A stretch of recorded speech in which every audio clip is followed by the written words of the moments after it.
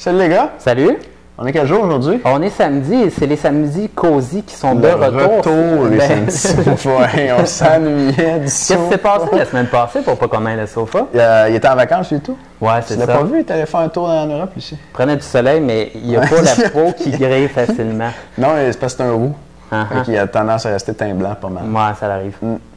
Puis dans mes mains, j'ai un tableau. C'est un tableau? Ouais, il s'est ramené un petit souvenir de vacances. Moi, je connais rien en chimie. C'est quoi ça? Moi ça non parle plus. pas de testo, moi. Je sais que... Ouais, OK, je vais reprendre ça un peu. C'est la semaine de la testo. Oui, vas-y. Tout à fait. La diète testostérone est prête, gang. On est vraiment enthousiasmés de sortir ça parce que ça fait longtemps qu'on travaille dessus. Ouais. On s'était rendu, là, il y a des gens qui nous écrivaient pour nous dire quand est-ce que la diète testostérone va être prête, mais là, elle est prête. Puis vous pouvez l'acheter, vous pouvez aller chercher l'information là-dessus, elle est en dessous du vidéo. Cette semaine, elle est en rabais à plus de 50 %. Yes. Avec la diète testostérone, vous allez tripler votre testostérone en 139 jours garanti. Et puis, naturellement. 100% naturel, sans danger pour votre santé. Puis ça pourrait vous faire prendre jusqu'à 7,32 livres de muscles sans vous entraîner. Même vous entraîner. Ouais. Donc, je pense que ça vaut la peine. Mais comme vous entraînez, vous allez en prendre encore plus. Fait que allez voir ça.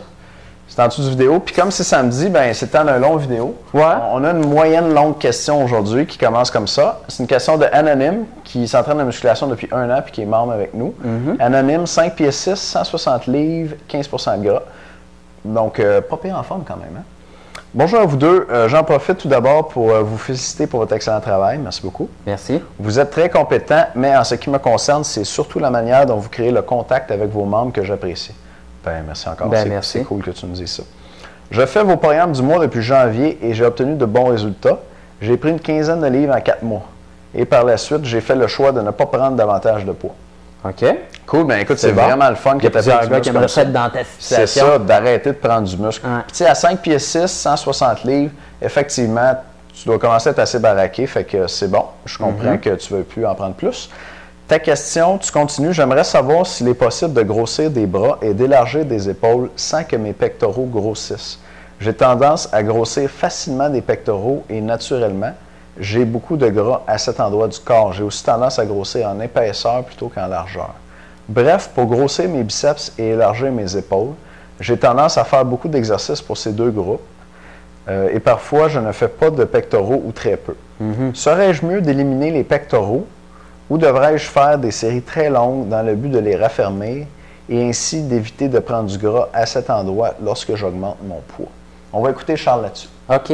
Écoutez, des exercices localisés, là, c'est un gros mythe de penser que ça va jouer sur votre pourcentage de gras. Dans le fond, vos plis à 10 peu au même endroit. Donc, je vais vous résumer ça. Là. Si vous entraînez les pectoraux, ça ne vous fait pas perdre du gras au niveau de vos pectoraux.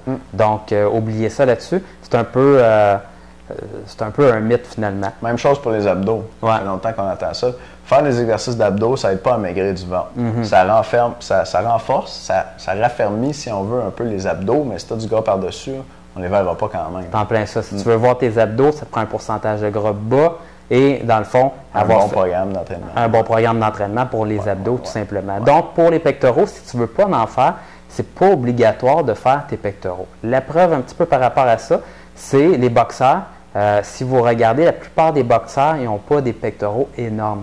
Et la raison pour laquelle ils n'ont pas des pectoraux énormes, c'est tout simplement parce qu'ils ne les entraînent pas. Lorsqu'ils font leurs mouvements, c'est principalement le deltoïde antérieur. Ils ont des triceps très imposants également, donc des bras imposants. Sauf que ils ont quand même le crochet là, où ils travaillent avec leurs pectoraux, mais vous allez voir la plupart des boxeurs, par rapport à leurs bras, leurs épaules, le haut de leur dos également, ils ont très peu de pectoraux.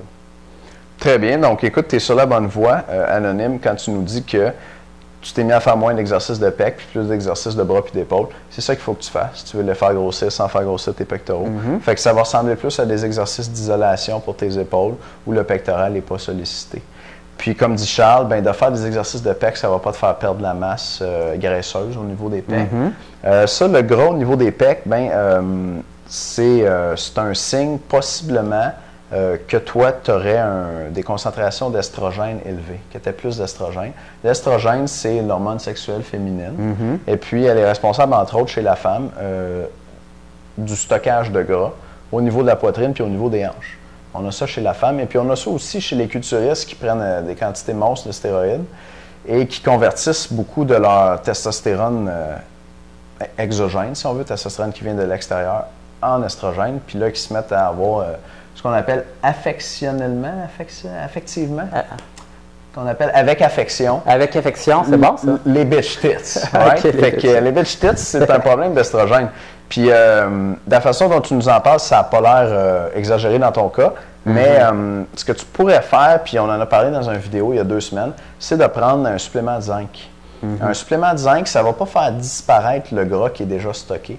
Mais si toi, tu as tendance à convertir beaucoup de testostérone en estrogène puis à stocker du gras à ce niveau-là, ça va diminuer la conversion de ta testostérone en estrogène. Donc, à l'avenir, il va en avoir moins.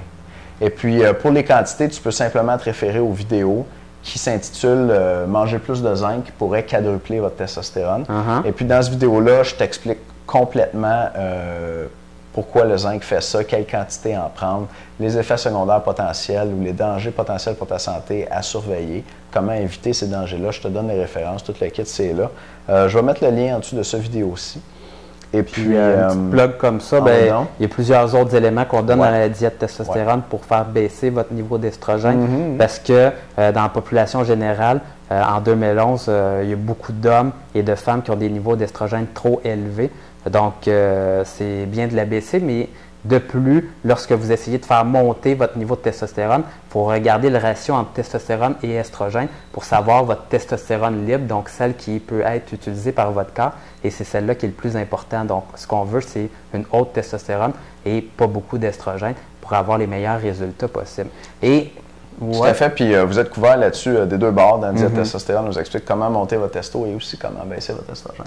Et Étienne te disait tantôt que si tu as beaucoup d'estrogène, tu peux avoir plus de gras au niveau des hanches, au niveau des seins. Je vais te donner également une autre référence. Écoute, le pli, un petit peu plus de référence pour la testostérone, c'est en arrière des bras. Donc, si tu te rends compte également qu'en arrière des bras, tu as un pli important, plus que les autres hommes, puis habituellement, là, un homme en santé qui a des hauts niveaux de testostérone, il ne devrait pratiquement pas y avoir de gras en arrière de ses bras. Si c'est le cas pour toi, bien, probablement que ton niveau de testostérone n'est pas très élevé. C'est vrai qu'on voit ça chez les madames, hein? Les madames qui prennent du poids, là, ils ont du jaggle.